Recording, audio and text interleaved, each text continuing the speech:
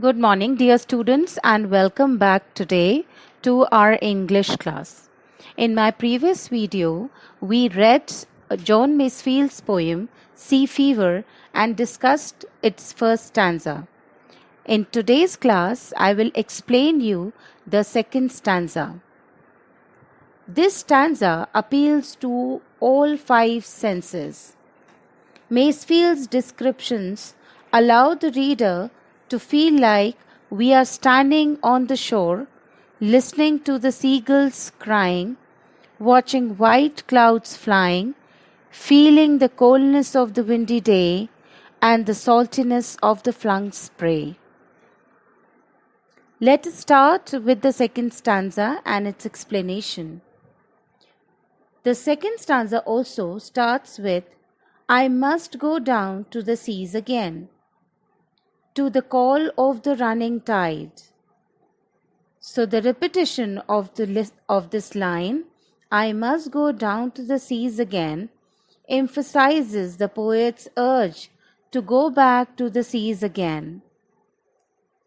It shows his desire to travel on his ship and sail through the waves. Run and tide means the incoming tide. So after the slack of the low tide until before the high tide. The poet stands at the shore and imagines himself moving, traveling through the waves on his ship. The second line is a wild call and a clear call that may not be denied. The poet here cannot resist the pull of the sea, as he repeats call in a wild call and a clear call. He cannot ignore and deny the call of the sea, and then he urges to go back to the sea again.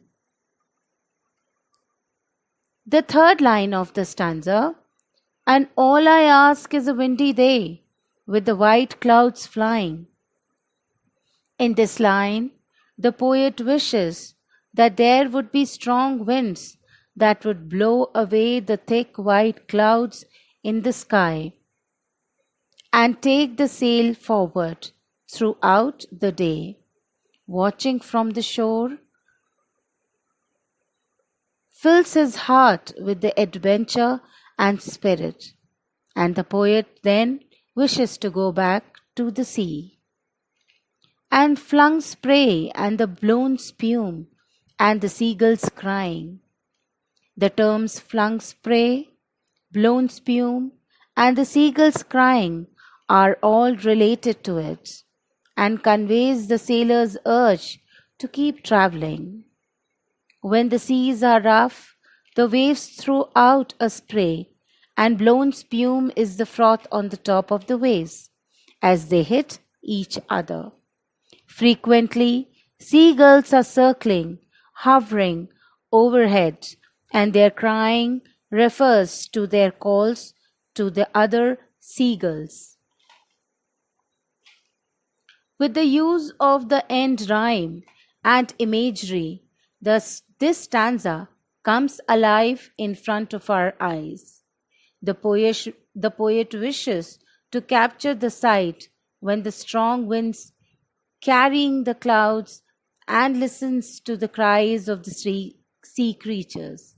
He wants to be carefree as a gypsy, to adore the adventurous life of the sea. So children, this brings us to the end of this stanza. In my next class, I will explain you the third and the last stanza of this beautiful poem, Sea Fever. Till then, enjoy the poem and have a good day. Thank you.